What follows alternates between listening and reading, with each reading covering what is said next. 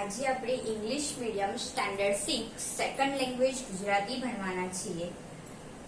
જેમ પક્ષીઓ બધા ઝાડ પર રહે છે, ભારત દેશમાં વિવિધતામાં એકતા જોવા મળે છે। ભારત દેશમાં અનેક ધર્મ પાળતા લોકો રહે છે અને એ લોકો બધા સાથે મળી હળીમળીને રહે છે અને સંપીને રહે છે। એવી જ એક સંપનો મહિમા ગાતી કવિતા આજે આપણે ભણવાના છીએ, જેનું નામ છે એક જ ડાળના પંખી।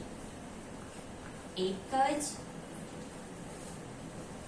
ડાળના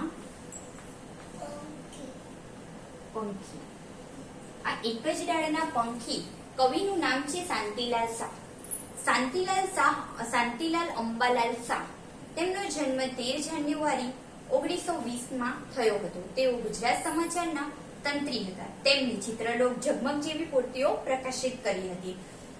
આપણે આ કવિતામાં કવિ શું કહેવા માંગે છે એની થોડીક ઝલક જોઈએ। કવિતામાં કવિ કહે છે કે બધા હળીમળીને રહે છે, એટલે એમાં સંપનો મહિમા ગાવામાં આવ્યો છે। આપણે બધા ધરતી માતાના પુત્રો છીએ, સંતાનો છીએ। કુદરતનું આપણે સ્તુતિ અને ગાન કરતા રહીએ છીએ અને બધાની સાથે એકબીજા સાથે સુખ દુઃખમાં ભાગીદાર થઈએ છીએ અને આ જ ભાગીદાર થવાની અનોખો સંદેશ અહીંયા કવિએ આપણને આ કવિતામાં આપેલો છે। તો ચાલો આપણે હવે કવિતાને સમજીએ। એક જ ડાળના પંખી અમે સહુ એક જ ડાળના પંખી। કવિ એમ કહેવા માંગે છે કે એક ડાળ રૂપી પૃથ્વી પરના આપણે બધા સંતાનો છીએ। વિહરીએ કદી આભમાં ઊંચે, ઉડી ઉડી કદી આવીએ નીચે, કલ્લોલ કરતા રહેતા ઉમંગી।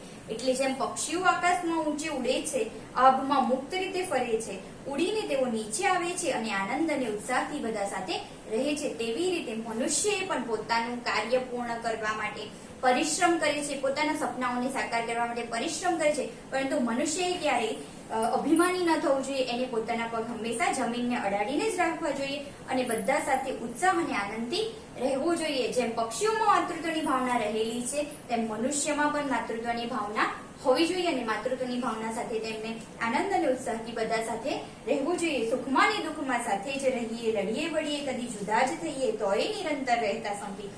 સુખમાં અને દુઃખમાં આપણે બધાની સાથે રહેવું જોઈએ। જો સુખમાં બધાની સાથે રહેવામાં આવશે તો સુખ વધારે સારું બની જશે અને જો દુઃખમાં એટલે કે માઠા સમયમાં આપણે બધા સાથે મળીને રહીશું તો એ દુઃખનો સમય ક્યારે પસાર થઈ જશે તેની આપણને ખબર પણ નહીં રહે। લડીએ વળીએ કદી જુદા જ થઈએ, તોય નિરંતર લડી વળીને આપણે જુદા થઈ જઈએ, પરંતુ એવી તડકી છાંયડી બેઠીને પણ આપણે હંમેશા ભેગા રહેવું જોઈએ, તો એ હંમેશા આપણે નિરંતર હળી મળીને જ રહેવું જોઈએ।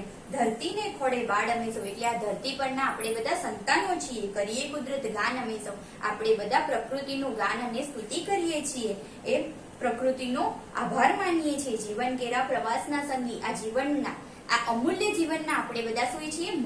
મુસાફર છીએ, પ્રવાસી છીએ અને જીવનથી મૃત્યુ સુધીના આપણે બધા પ્રવાસી છીએ। આ જ સમજણ થકી આપણે બધા સંપીને રહીએ છીએ।